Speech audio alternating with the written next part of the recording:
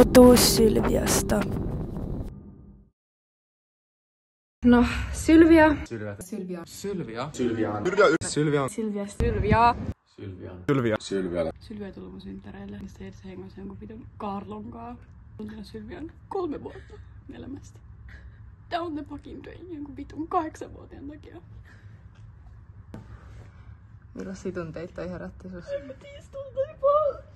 Me oltiin sovittu Sylvian kanssa, että se vahtii mun lapsia. Niin mä tilasin semmosesta kivasta pikkuäpistä mun lapsille lapsenhoitajan. Ja kun mä palasin kotiin, mulla kesti joku 6 tai 7 tuntia, niin mun lapsi ei enää ollut siellä. Sitten Sylvia tuli meille ihan niin kuin normaalisti ja me mentiin mun vaimon kanssa vaan ihanalle iltareissulle. Ei tiedä missä ne on. Me ollaan tehty tästä monta rikosilmoitusta, mutta ne ei tee yhtään mitään. Ja Sylvia vaan nauraa sille asialle.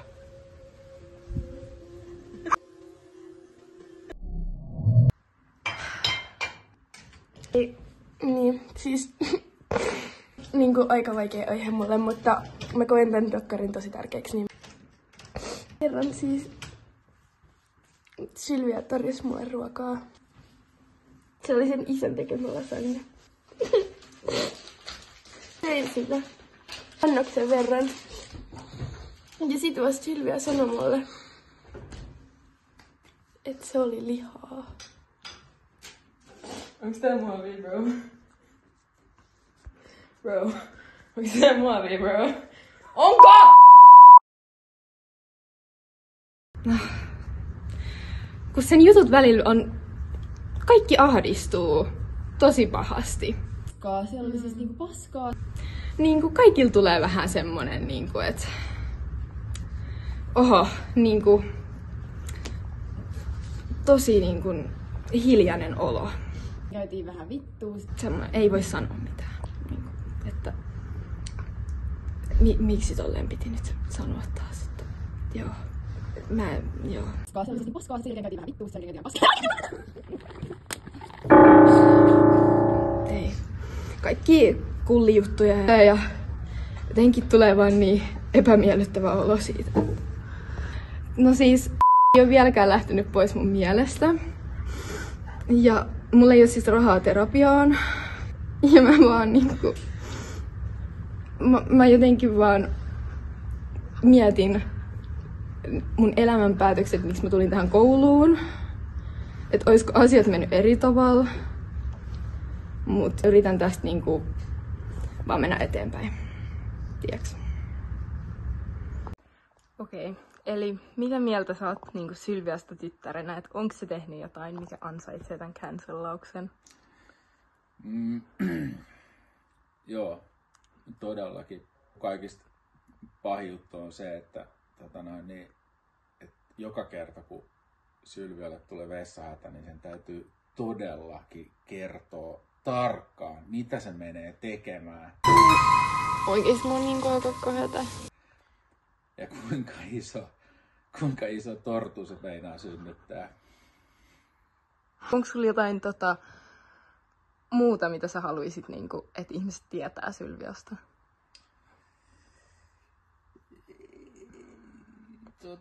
Niin...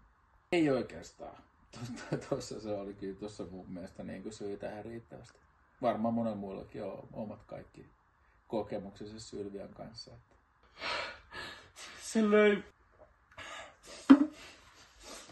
Se hakkas mua niin pahasti.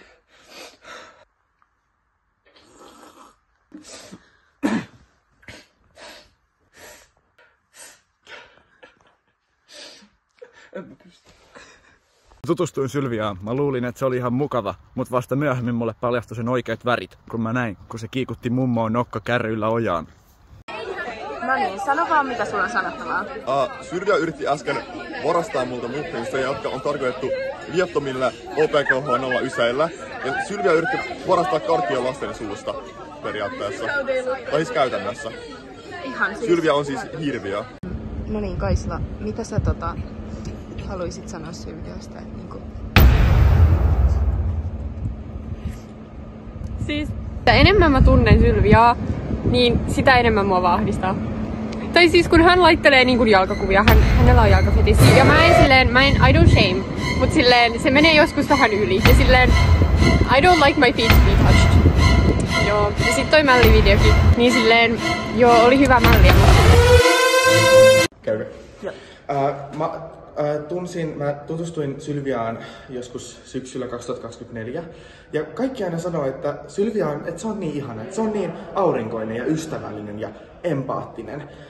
Ja kun sä oot vähän aikaa sen kaveri, niin sä huomaat, että kaikki ei ole ihan siltä, mitä näyttää. Suostun myöntämään, että se on native speaker, siis saksan natiivipuhuja. Kun puhut sun tyyliin isovanhempien kanssa saksaa, niin eikö toi nyt tee susta ihan natiivipuhujan kuin mä? Myös se, että Sylvia selkeästi haluaa eristää mua myös mun omissa sosiaalisissa piireissä. Että tunnetusti Sylvia on Ennin kaveri. Mulla on tosi kohdistettu olo ja uhattu. Sitten myös Sylvialla on tosi usein housut ja hame ja se vähän niinku tarkoittaa, tai niinku se yrittää viestiä kaikille, että kaikkien on pakko olla ei-binäärisiä, tosi väärin ja tosi ongelmallista niin monella eri tasolla. Joo. Okei. Joo.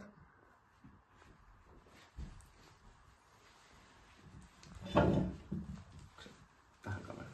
Joo. Mistäs mä aloittaisin? No mä tapasin eka kertaa Sylvian itse asiassa täällä. Se oli mun mielestä niinku heinäkuun lopussa. Ja mä en ois mitenkään voinut ajatella silloin, että mihin tää johtaa. No sit tos ehkä pari viikkoa sitten mä olin kotona ja se oli ihan niinku mikä tahansa muukin päivä, normaali päivä. Ja sit mulla tuli vaan niinku ilmoitus Instagramista, että silloin on alkanut seuraamaan mua. Mä olin vaan, että okei, joo, ei siinä mitään. En osannut ajatella siitä mitään pahaa. Se oli tuntui normaalilta. Mut sit kuitenkin, no, alkoi seuraamaan mua ja sit meni ehkä pari tuntia ja sit mulla tuli uusi ilmoitus. Ja mä katsoin, mikä se on. Ja oli tykännyt mun IG-kuvasta. Mut se ei ollut mikään uusin, mun vanhin postaus. Ja kyllä kaikki tietää, että ei tolleen tehdä. Ja mä toivon, että tähän asiaan saadaan niin oikeus. Että Sylvia joutuu kohtaamaan niin oikeudenmukaiset seuraukset. Tai muuten mun pitää tehdä itse jotain asiaa.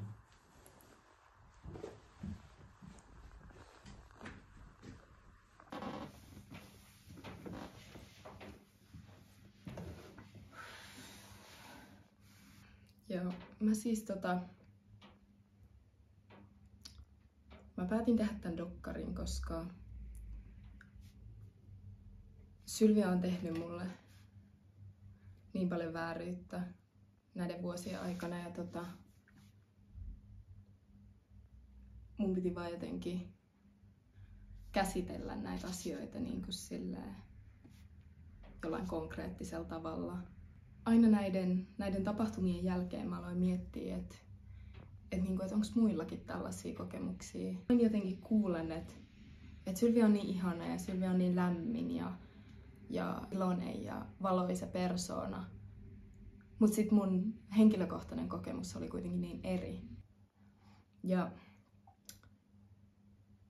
mitä pidemmälle mä menin tän dokkarin teossa, niin sitä enemmän mä sain selville. Sitä varmemmaksi mä tulin siitä, että mä en todellakaan ole yksin. Sylvia on ihan yleisesti niin kuin tällainen kaikille. Ja se jotenkin helpotti mun oloa, että mä sain tietää, että tää ei ole niin kuin henkilökohtaisesti, että Sylvia on vaan sellainen. Sylvia on konkreettinen uhka yhteiskunnalle. Tälleen niin kuin itsenäisyyspäivänä me voidaan miettiä, että onko täällä Suomessa niin kuin turvallista, kun täällä liikkuu tollaista jengiä. Että Sylvia vaikka koskettelee mua ja lähettää mulle todella erikoisia kuvia ja videoita. Ja se aina sanoi, että nyt mennään nukkuun, laita sun pillu mun perseeseen. Ja mä vaan kelaan, että onks tää niinku jotenkin ok? Ei oo ok. Ja sit mä lähdin tutkimaan tätä asiaa ja mä sain tietää, että ei tää ei oo normaalia.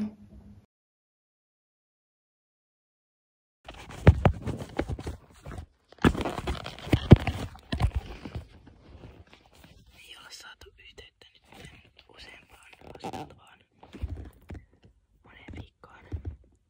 Ja asia on viety nyt eteenpäin niin kuin valtakunnan syyttäjälle. Tämä ollaan ihan varmoja, että tässäkin on taustalla niin kuin Sylvian sabotaasiyritykset.